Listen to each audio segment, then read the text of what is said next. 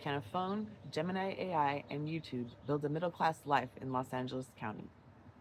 As of today's video, rent for a one bedroom is still between $2,100 and $2,400 per month, and gas is between $5.70 to $6 a gallon in the area that I live in.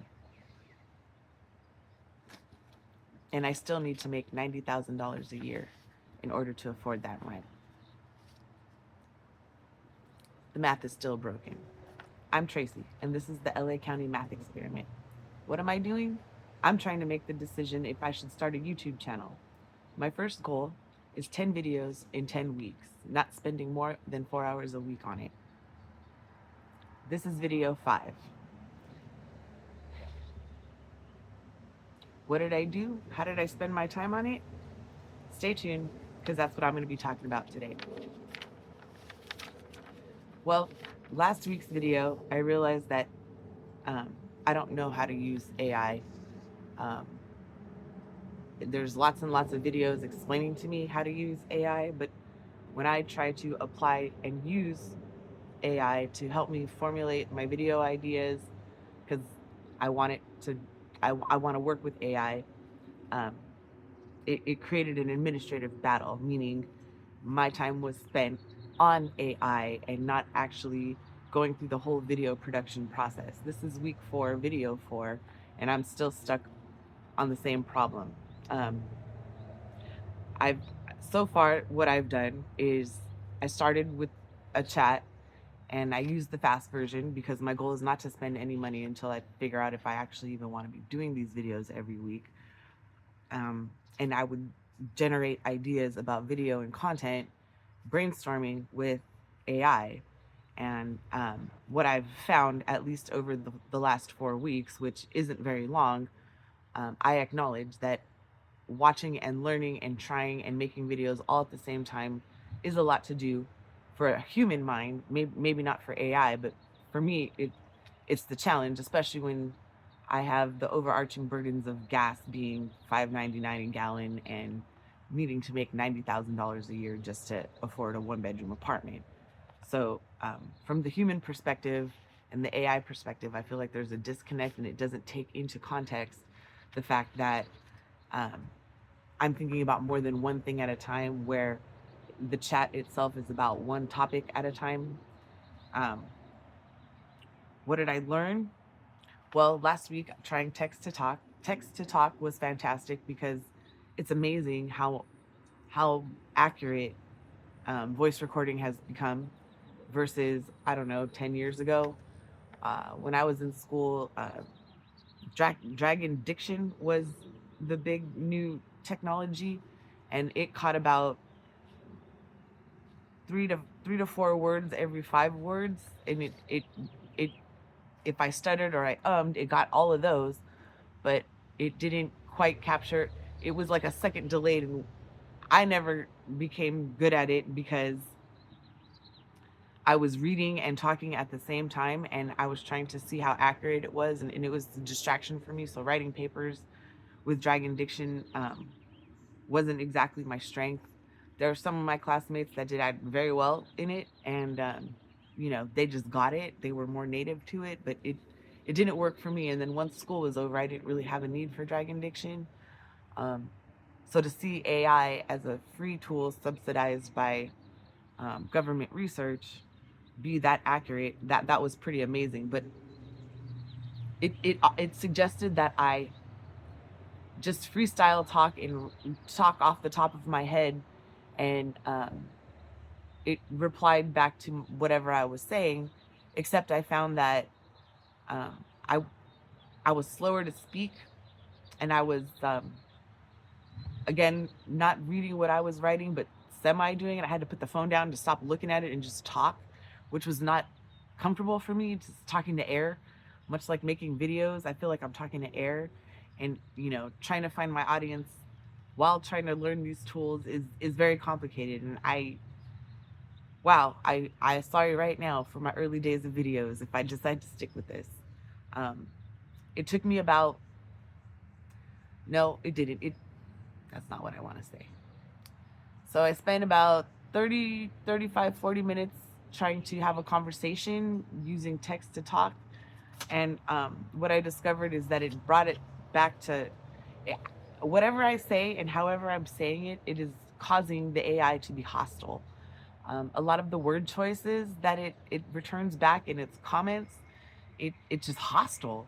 Um, and I see the value in AI, and it's a shame to me that it's just a shame to me that AI is not being embraced, um, simply because people that probably are making $90,000 a year aren't making $90,000 a year because the money is being spent to replace employees, which from a business perspective has its own complications, and they make their decisions based on their metrics. And as an outsider, it just doesn't make sense to me. And what I've also noticed too, or what happened this week, was that YouTube introduced its own version of AI, and cutting and pasting transcripts from my own videos and submitting them to Gemini for review to see if I covered the topics that I wanted to cover, or analysis, in my opinion, which I thought was valuable, might not be something that I should be doing. Um, I'll be the first to say that I am naive to AI. As much videos as I've watched on it does not make me an expert. I'm probably making every mistake you're not supposed to be doing. But what I have noticed is somewhere in the middle of transcripting and trying to explain it, the algorithm within my YouTube channel has also changed, and I'm starting to get a lot of videos of people who are getting laid off by AI, and are are are suffering as a result of this change in technology, which, theoretically I probably am one of them too, and I just don't know it yet. So it caused an a mental conundrum for me to not be able to say I can commit to this because I think it's fun. My goal is for 10 videos in 10 weeks, and so far this is week 5, and I I'm already thinking about what I want to talk about next week. So I don't think that's my problem. Learning how to edit and learning how to fix my set, and eventually taking my sunglasses off, although this is right now my comfort position because I have my own nerves about videos. Um, and a lot of and I think because of what I'm talking about, um, the algorithm is presenting me videos that I might have something in common with, which before I started these videos, small content creators weren't showing up on my algorithm.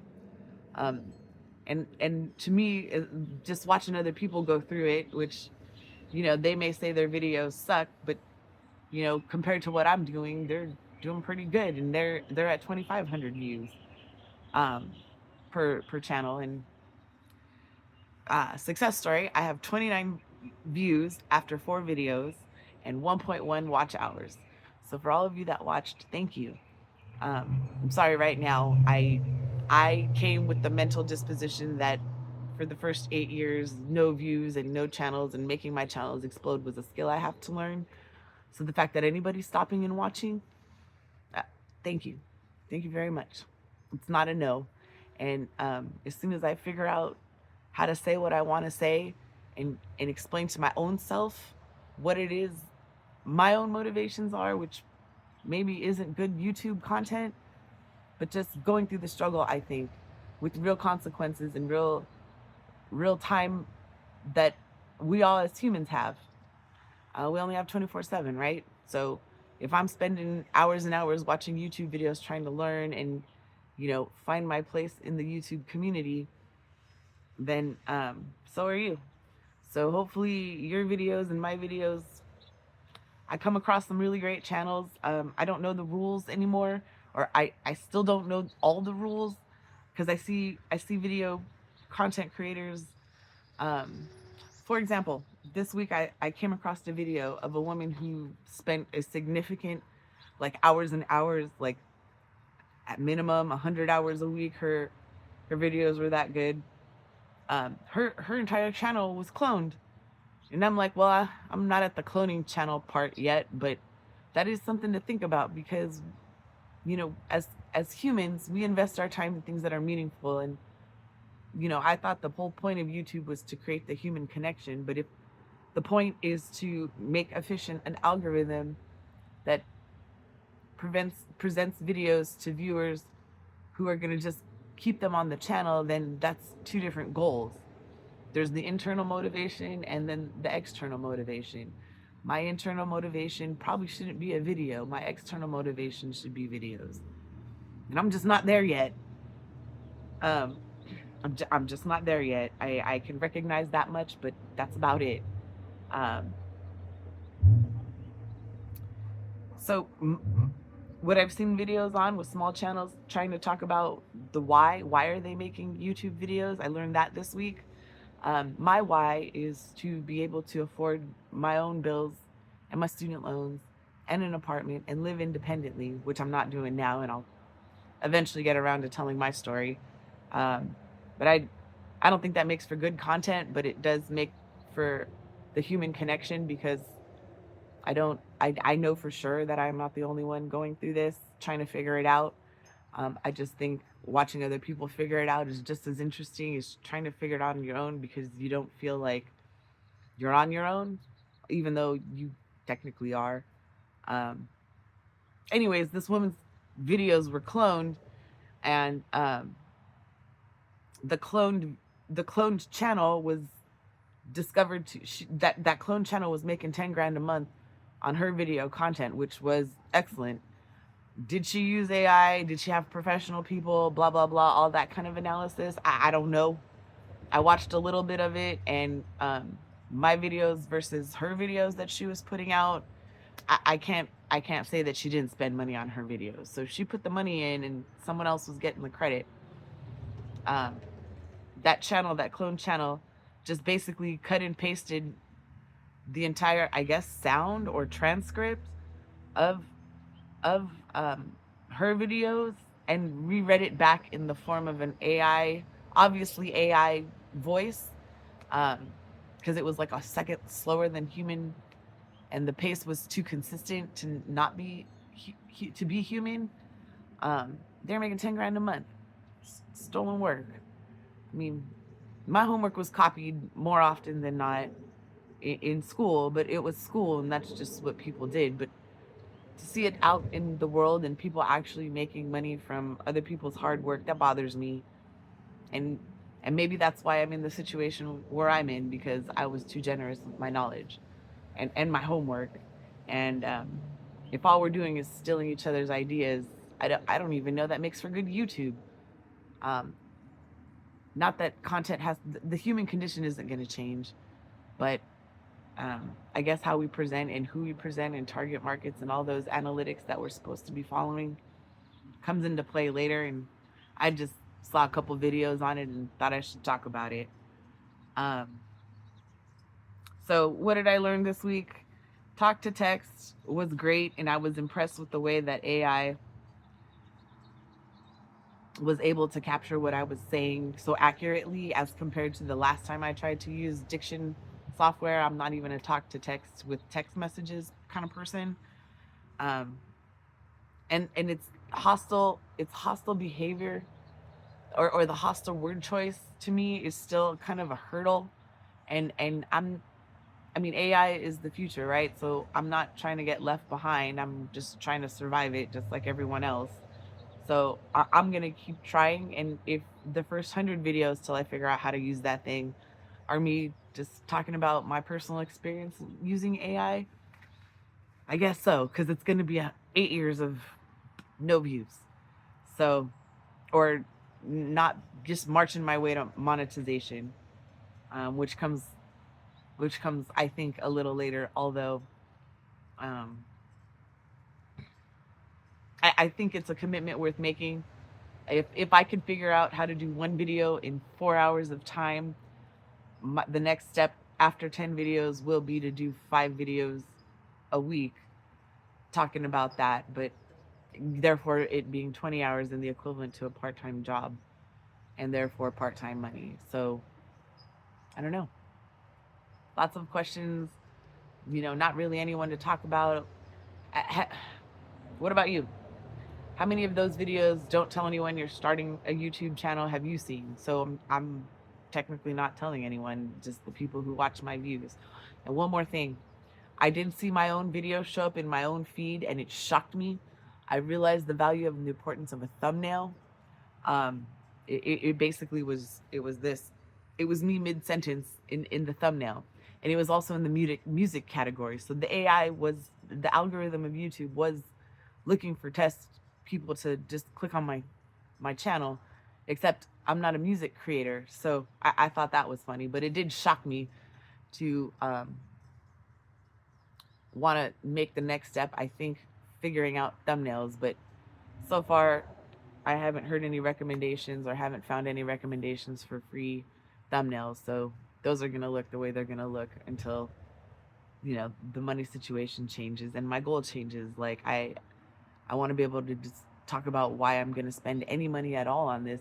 If the algorithm, YouTube algorithm is, just looking to match up viewers with content. Um, I mean, you know how many lonely people videos I saw this week? Shouldn't be that way.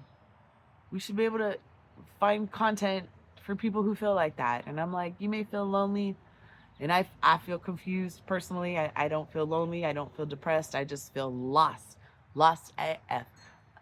Trying to make these YouTube videos is a challenge, and not everyone's generous. Partly because I think they don't want to talk about the way they came up, and it doesn't make for interesting viewing. So I don't know. Maybe that's something that I should talk about, because if this is the biggest hurdle, is just developing a routine and finding things to talk about is the process of content creation, then we should get good at it. So if you're still around and you're still watching, thank you. Thank you for watching. And I'll see you next week. And thank you also to the 2 people who gave me thumbs up for last week's video. That was just a rant. I was extremely frustrated with my whole vision and my whole idea. It's gonna get better. I will get better. I can do better. And if you come across these videos 5 years from now and I actually did figure it out and you're watching, I hope you're having a good laugh. I hope you're laughing, because this is where it's at. And the hardest part for me right now was actually spending only 4 hours with no money and a phone, Gemini AI and YouTube, and trying to figure it out. I feel like it's a hurricane and a whirlwind all at the same time. So thanks again for watching, and I'll see you next week.